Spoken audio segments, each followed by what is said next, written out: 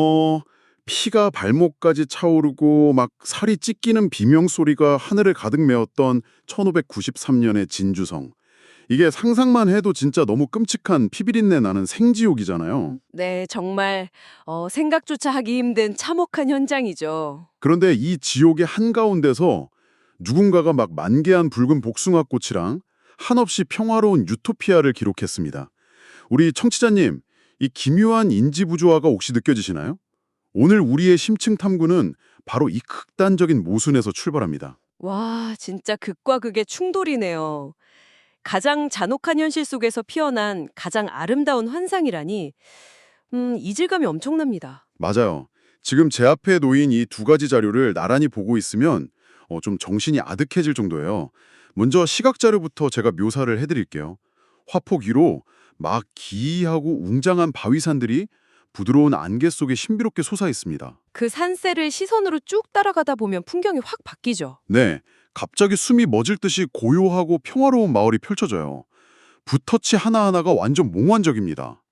수천 그루의 복숭아 나무에 만개한 붉은 꽃들이 약간 분홍빛 구름처럼 내려앉아 있는 완벽한 유토피아예요.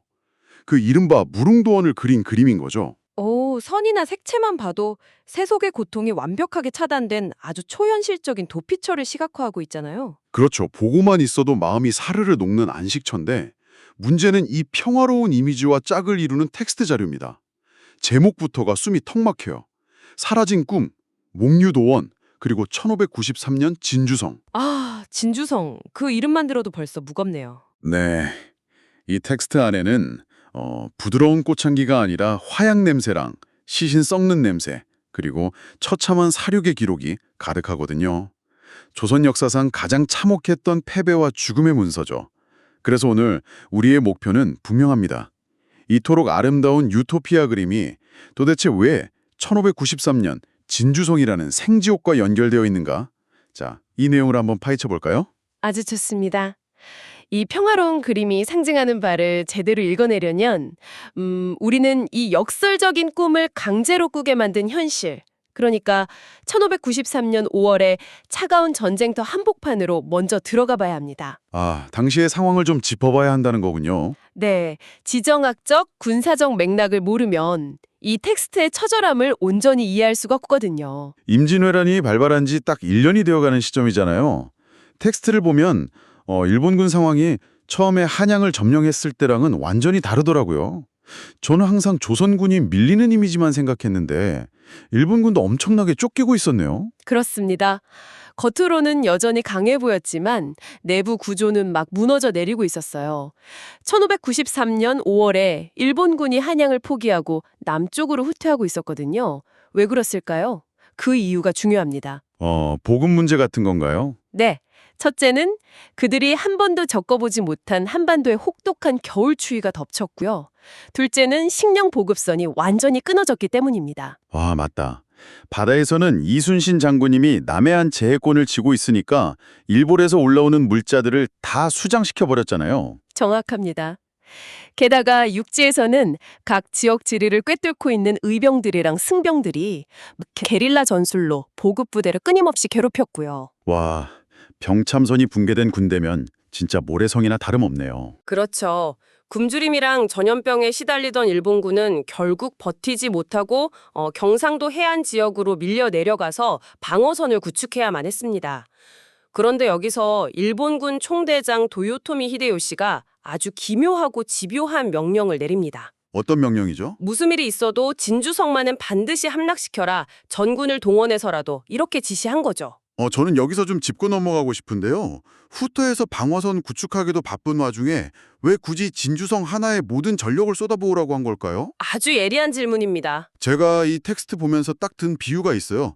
마치 사방이 가로막혀서 심하게 상처 입은 맹수가 어떻게든 살아서 빠져나갈 탈출구를 찾으려고 특정 길목에 모든 이빨을 드러내고 미친 듯이 달려드는 것 같더라고요.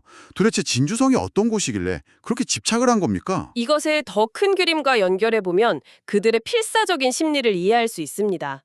진주성은 그냥 단순한 성벽이 아니거든요. 지도를 펼쳐놓고 보면 경상도에서 조선 최대의 곡창지대인 전라도로 넘어가는 아주 핵심 관문입니다. 아하, 전라도요? 네, 일본군 입장에서 남해안에 주둔하면서 장기전을 하려면 식량이 무조건 필수적인데 이순신 장군 때문에 바다 보급은 불가능했잖아요. 남은 유일한 희망이 바로 전라도의 곡창지대였던 겁니다. 와, 그러니까 전라도로 차들어가서 식량을 약탈하려면 무조건 진주성을 밟고 지나가야만 했군요. 맞습니다. 게다가 진주성은 1차 진주대첩 때 일본군에게 엄청나게 뼈아픈 패배를 안겨준 곳이기도 했죠. 아, 김시민 장군님의 그 진주대첩이요? 네. 그러니까 도요토미 히데요시한테는 전라도 진출이라는 전략적 목표랑 과거의 패배를 씻겠다는 정치적 보복이 하나로 얽혀있는 가장 중요한 타겟이었던 겁니다. 만약에 진주성을 놔두고 남해안에 웅크리고 있으면 언제든 등 뒤에서 조선군이 쏟아져 나와서 목줄을 끊어버릴 수 있다는 공포도 있었고요. 그래서 가토 기요마사, 우키타 히데이에 그리고 시마주 요시히로 같은 일본의 에이스 군단들이 무려 9만 명이나 이끌고 남강을 낀 진주성으로 몰려든 거군요. 와, 청취자님, 9만 명입니다. 9만 명의 정예 군단이 오직 하나의 성을 향해 포위망을 좁혀온다고 상상해 보세요. 그 압박감이 건조한 텍스트 너머로도 진짜 훅 기쳐옵니다. 네. 거대한 살육의 기계가 진주성으로 굴러오고 있었던 셈이죠.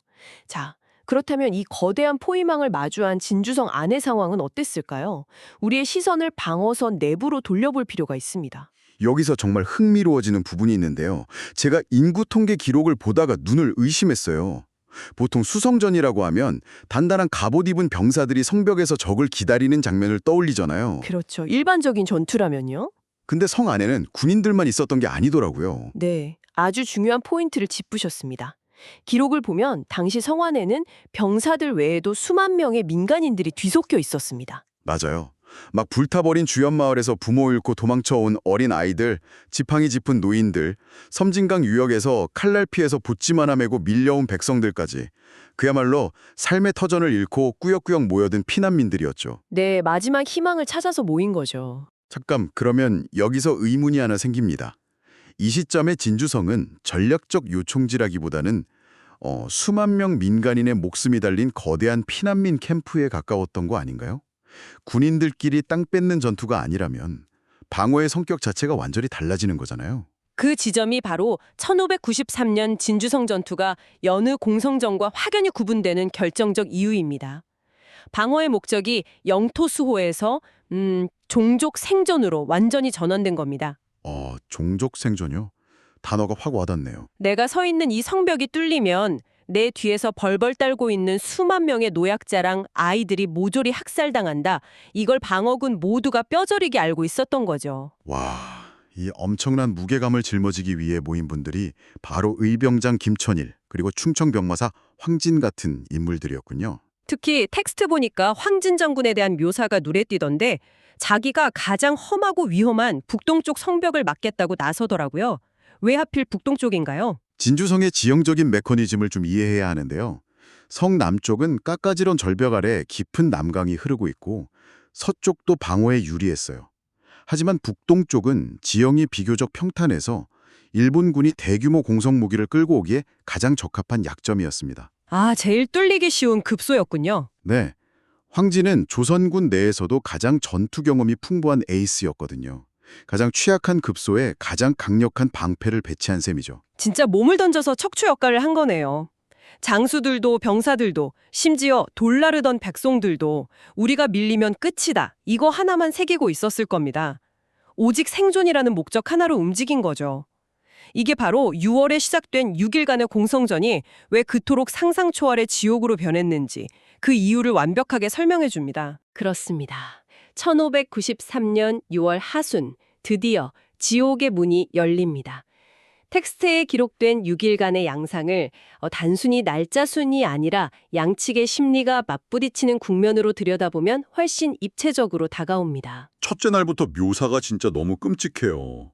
일본군이 성벽을 집어삼킬 듯이 새카맣게 밀려오잖아요. 조총탄환이 비처럼 쏟아지고 불화살 때문에 막 대낮에도 붉게 물들었다고 나오고요. 네, 그 험한 북동쪽 성벽으로 공격이 집중됐죠. 근데 그 성벽에서 황진 장군이 딱 버티고 서서 이곳을 한 치라도 내어주면 모든 것이 무너진다 하면서 악착같이 버텨냅니다. 일본군도 당황했을 거예요. 첫날 가볍게 무너질 줄 알았는데 반격이 너무 치밀했거든요. 그래서 둘째, 셋째 날에는 공격 스케일을 치웁니다. 아, 그 공성탑 끌고 오는 거요. 맞습니다. 귀갑차라는 거대한 나무 장갑차를 끌고 접근하죠. 그 안에 숨어서 성벽을 부수려는 고도의 기술전이었습니다. 근데 여기서 막아내는 조선군 방식이 참 경이롭더라고요. 전문 포병이 쏘는 것도 아닐 텐데 방어군이 토성을 높이 쌓고 화포를 쏴서 그 장갑차를 박살내버리잖아요.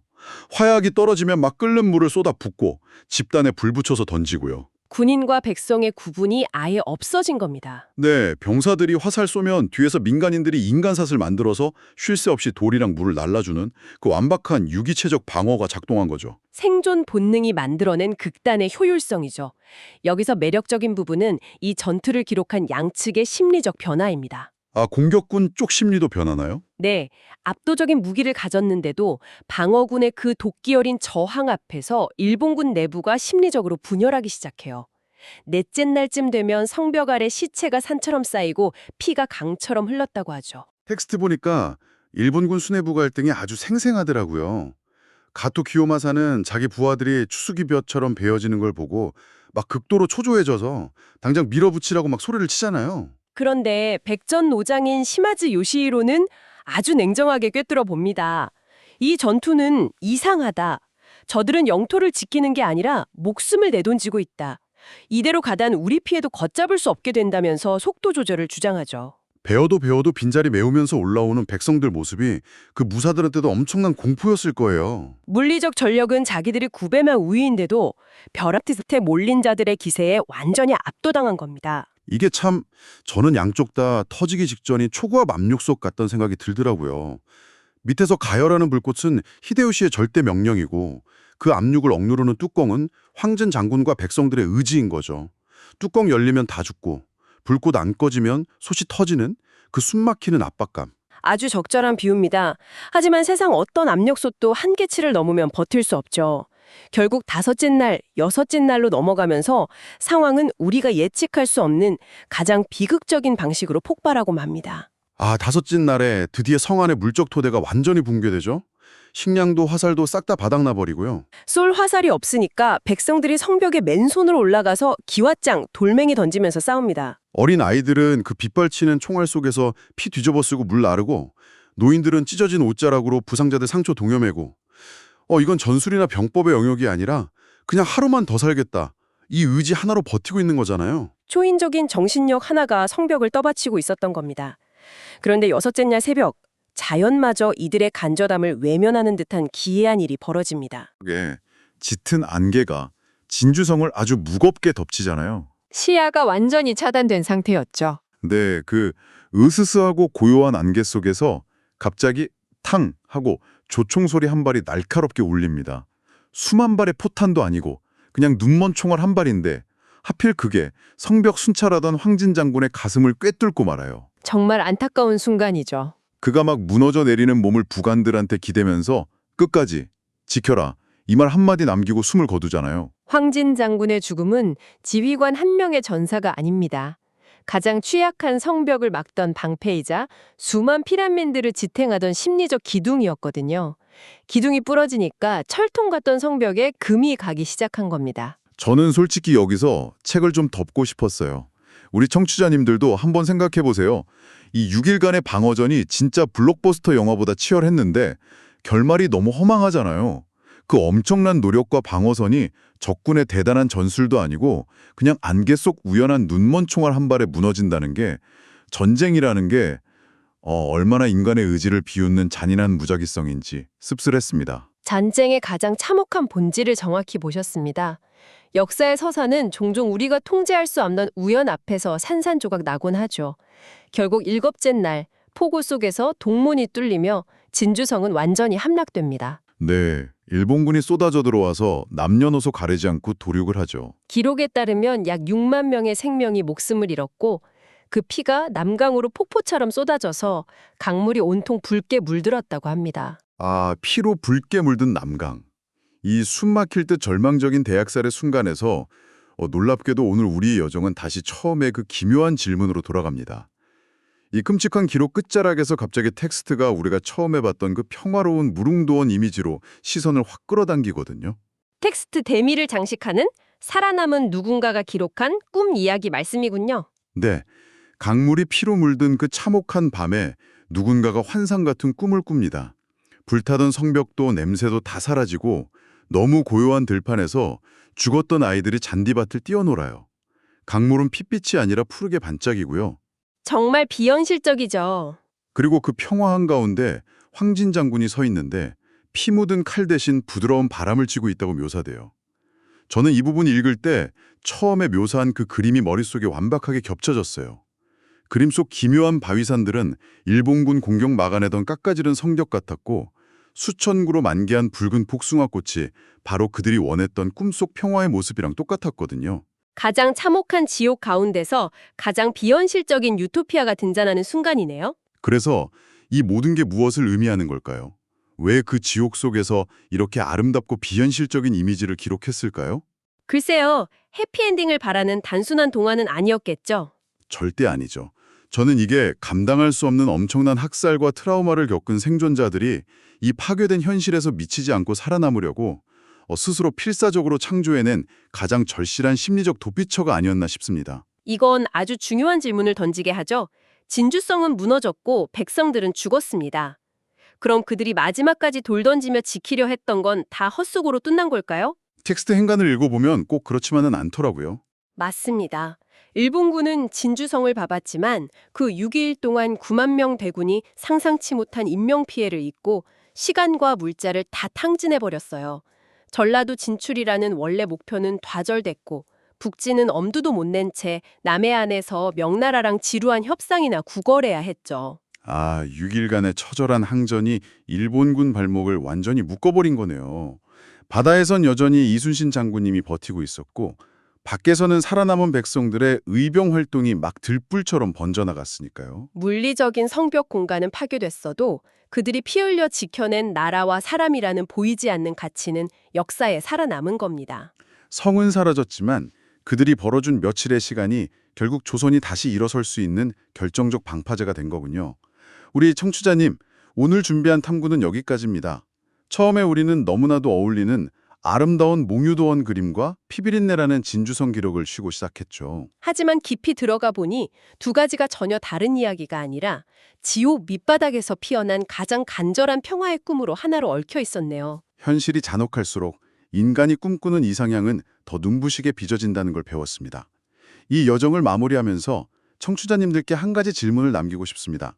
그 그림 속 흐드러지게 핀 붉은 복숭아꽃, 어쩌면 그냥 봄꽃이 아니라 남강을 붉게 물들였던 사람들의 피가 맺혀 피어난 잔영 아니었을까요? 진정한 평화라는 완벽한 유토피아는 지옥을 똑똑히 목격한 자들만이 가장 선명하게 꿀 수 있는 꿈인지도 모르겠습니다. 와, 역사와 심리를 관통하는 정말 서늘하고 깊은 여운이네요. 네, 오늘 이 심층탐구가 청취자님들 시각에 새로운 창을 열어주었길 바랍니다.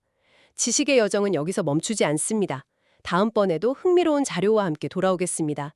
긴 시간 함께해 주셔서 감사합니다. 네, 감사합니다. 다음에 다시 인사드리겠습니다.